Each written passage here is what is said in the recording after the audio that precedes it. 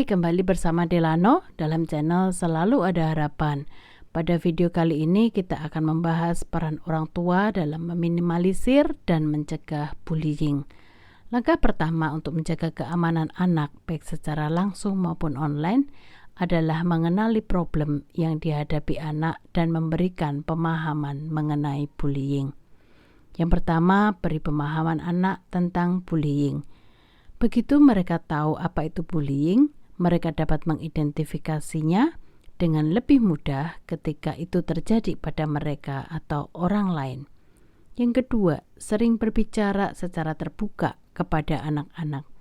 Semakin sering berbicara dengan anak-anak tentang bullying, semakin nyaman mereka memberitahu kita jika mereka melihat atau mengalaminya. Periksa anak-anak setiap hari dan tanyakan tentang waktu mereka di sekolah dan aktivitas mereka secara online. Menanyakan tidak hanya tentang kelas dan kegiatan mereka, tapi juga tentang perasaan mereka. 3. Bantu anak agar menjadi panutan yang positif. Ada 3 pihak yang terlibat dalam bullying: korban, pelaku, dan saksi.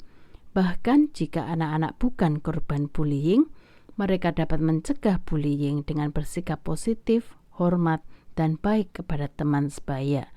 Jika mereka menyaksikan bullying, mereka dapat membela korban, menawarkan dukungan, atau mempertanyakan perilaku bullying yang terjadi. 4. Membantu membangun kepercayaan diri anak. Dorong anak untuk mengikuti kelas atau bergabung dengan kegiatan yang ia sukai di lingkungan atau di sekolahnya. Ini juga akan membantu membangun kepercayaan diri serta menambah teman dengan minat yang sama. 5. Jadilah teladan. Tunjukkan pada anak bagaimana memperlakukan anak-anak lain dan orang dewasa dengan kebaikan dan rasa hormat, serta melakukan hal yang sama kepada orang-orang di sekitar. Termasuk cobalah membela ketika orang lain diperlakukan dengan tidak baik. Anak-anak melihat orang tua mereka sebagai contoh bagaimana cara berperilaku, termasuk memposting secara online. 6. Jadilah bagian dari pengalaman online mereka. Biasakan diri Anda dengan platform yang digunakan anak Anda. Jelaskan kepada anak bagaimana dunia online dan dunia offline terhubung, dan peringatkan mereka tentang berbagai resiko yang akan mereka hadapi secara online. Lalu bagaimana mendampingi anak korban bullying? Yang pertama, dengarkan anak Anda secara terbuka dan tenang. Berfokuslah untuk membuat mereka merasa didengar dan didukung, alih-alih mencoba menemukan penyebab bullying atau mencoba menyelesaikan masalah. Pastikan mereka tahu bahwa itu bukan kesalahan mereka. Kemudian beritahu anak bahwa Anda mempercayai mereka, bahwa Anda senang mereka memberitahu Anda bahwa itu bukan kesalahan mereka. Anda akan melakukan yang terbaik untuk mendapatkan bantuan. Bicaralah dengan guru atau pihak sekolah. Tanyakan apakah sekolah memiliki kebijakan atau panduan mengenai perilaku bullying. Ini mungkin akan berlaku untuk bullying secara langsung dan online. Jadilah sistem pendukung. Untuk anak Anda, memiliki orang tua yang suportif sangat penting untuk menghadapi efek bullying.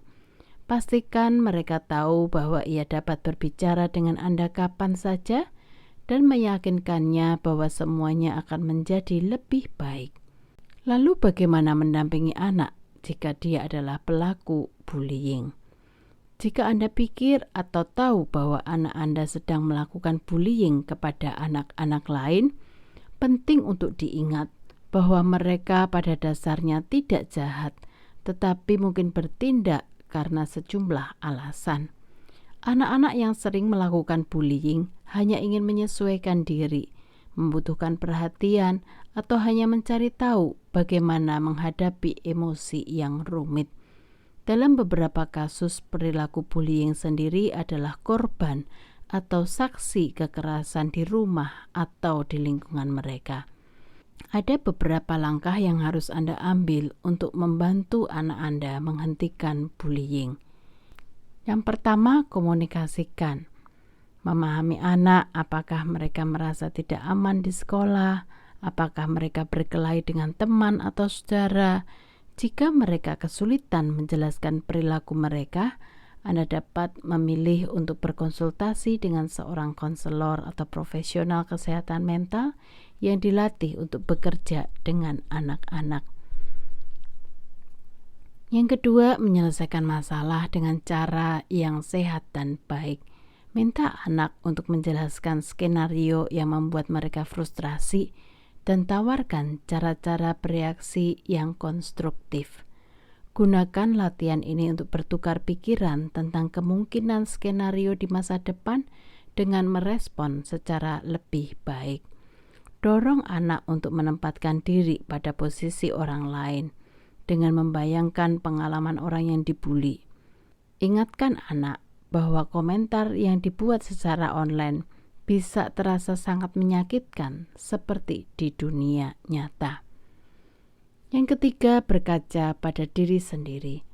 Anak-anak yang melakukan bullying seringkali meniru apa yang mereka lihat di rumah. Apakah mereka terpapar perilaku berbahaya secara fisik atau emosional dari Anda atau pengasuh lain? Lihatlah pada diri sendiri sebagai orang tua dan pikirkan dengan jujur tentang bagaimana Anda memperlakukan anak Anda. 4. Berikan konsekuensi dan peluang untuk menebus kesalahan. Jika Anda mengetahui bahwa anak Anda telah melakukan bullying, penting untuk memberikan konsekuensi yang tepat dan tanpa kekerasan. Misalnya bisa dengan membatasi aktivitas mereka, terutama kegiatan yang mendorong bullying. Misalnya berkumpul bersama teman gengnya, waktu bermain media sosial atau online. Dorong anak Anda untuk meminta maaf kepada teman-temannya dan mencari cara agar mereka lebih positif di masa depan. Oke, sampai di sini video pembelajaran kali ini. Salam dari Delano dan ingat, selalu ada harapan.